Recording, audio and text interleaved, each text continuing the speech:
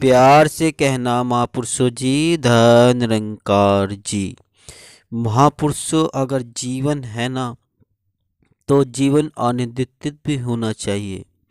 अगर आज जीवन आनंदित ना हो तो जीवन में दुख फिर होता है, तो जीवन जीना बहुत मुश्किल हो जाता है। तो आइए जानते हैं इस वीडियो से कि कैसे इस जीवन को आनंदित किया जाए। बढ़ाते हैं ज्ञान को और लेते हैं माँ सुदीक्षा जी से रहमते। दास निवेदन कर रहा है कि नहीं किया है अभी तक चैनल को सब्सक्राइब, तो संदेश निरंकारी का चैनल को सब्सक्राइब कर दीजिए और बेल आइकन भी प्रेस कर दीजिए। आइए वीडियो शुरू करते हैं, बने रहिए शुरू अंत तक। मनुष्य का जब जन्म होता है तो उसके माता पिता और रिश्तेदार खुश होते हैं। वे सहर्ष उसका पालन पोषण करते हैं, उसकी हर जरूरत को पूरा करते हैं, उसके शारीरिक और बौद्धिक विकास के ऊपर पूरा ध्यान देते हैं, उसके सर्वांगीण विकास के लिए उचित शिक्षा प्रदान करते हैं। महापुरुषों, धीरे धीरे बच्चा बड़ा होता है, उसका शारीरिक और मानसिक विकास होता है, संसार में सांसारिक जिम्मेदारियां निभाने हेतु अनेकों गुण सीखता है। इसमें उसके माता पिता, सगे संबंधी, दोस्त मित्र और समाज सबका सहयोग होता है। इंसान जीवन में आगे बढ़ता है, सफलताएं पाता है, असफलताओं का सामना होता है, हार जीत का भी सामना होता है। उसे संसार में नया जीव पैदा होते दिखता है, वह किसी की मृत्यु होते भी देखता है। उसे खुद के जीवन में हानि लाभ और यश अपयश का भी अनुभव होता है। इस शरीर में मन है जो मनुष्य के जीवन पर बहुत प्रभाव डालता है। यह मानव के बंधन और मोक्ष का कारण बनता है। जब यह विषय से जुड़ता है तब उसके वशीभूत होकर जीव को बंधन में डालता है, और जब परमात्मा और दिव्य गुणों से जुड़ता है तब जीव को संसारिक बंधनों और संसारिक सफलताओं और असफलताओं के असर से मुक्त कर आनंदित और मुक्त जीवन प्रदान करता है। सभी धार्मिक ग्रंथों से हमें संकेत मिलते हैं कि बड़े भागों से मिला मनुष्य जीवन तभी भाग्यशील और सदैव सुखी रह सकता है जब इसके जीवन लक्ष्य की पूर्ति होती है। आत्मा को निरंकार प्रभु परमात्मा रमे राम का साक्षात्कार होता है। हमें ब्रह्म ज्ञान प्राप्त करके प्रभु परमात्मा के दर्शन के लिए शरीर मिला है। महापुरुषों, मानव आज दुनियावी क्षेत्र में चाहे जितनी तरक्कियां कर ले, कितनी भी ऊंचाइयों व बुलंदियों पर पहुंच जाए, परंतु वह सर्वशक्तिमान परम पिता परमात्मा के सम्मुख कुछ भी नहीं है। ईश्वर के अस्तित्व से हम कभी मुंह नहीं फेर सकते, क्योंकि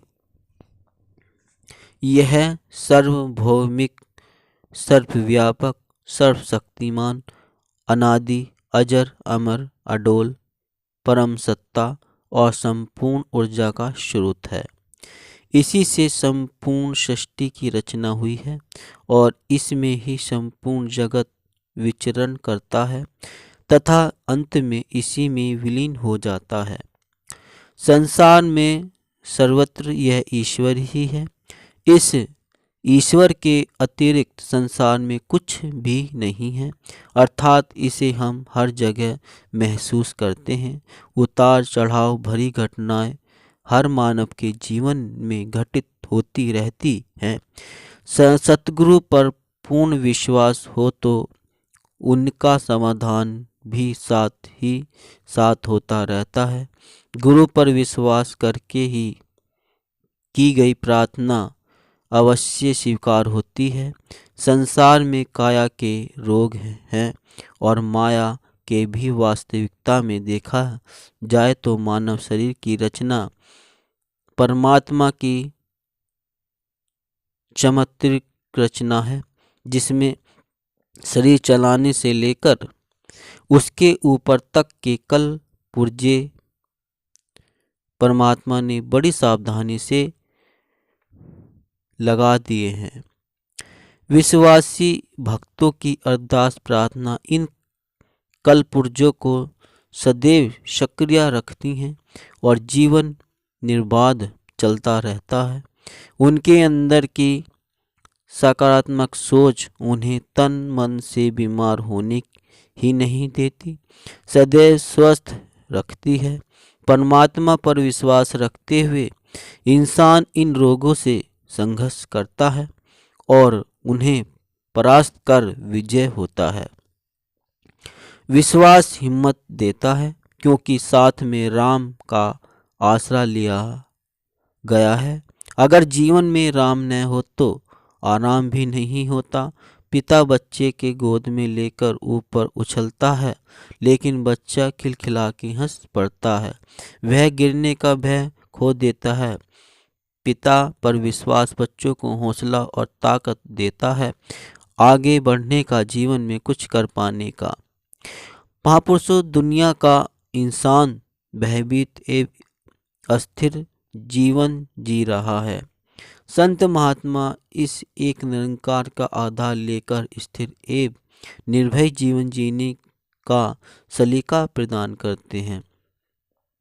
इंसान इस एक परमपिता परमात्मा का ज्ञान लेकर, इसके साथ जुड़कर, इसे जीवन में सच मानते हुए अपने जीवन का काल में इसके साथ स्थामिक होकर एक पूर्ण और आनंदित जीवन जी सकता है।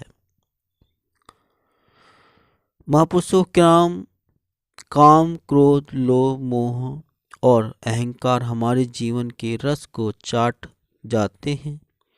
पूर्ण सतगुरु के ज्ञान प्राप्त करने के पश्चात सतगुरु के बताए मार्ग पर चलते हुए मनुष्य इन शक्तियों को अपने वश में रखते हुए और आवश्यकता अनुसार उचित रूप से इनका प्रयोग करते हुए एक सहज और आनंदित जीवन जी सकता है। तो महापुरुषों, हमने जाना कि हम एक जीवन जीने के लिए आनंदित जीवन कैसे जी सकते हैं। जीवन है तो आनंदित भी होना चाहिए, वरना उसका व्यर्थ होता है। चिंता में खोकर हम उस जीवन जिए, भयभीत होकर जिए, तो उससे क्या लाभ। तो आइए हम सतगुरु इस निरंकार का बोध करते हुए, इसको निहारते हुए बस ऐसे ही अपना जीवन गुजार दे। चैनल को नहीं किया है सब्सक्राइब तो चैनल सब्सक्राइब कर दीजिए, बेल आइकन प्रेस कर दीजिए। दास मनीष फिर मिलता हूँ नेक्स्ट वीडियो में, तब तक के लिए आप सभी से दया निरंकार जी।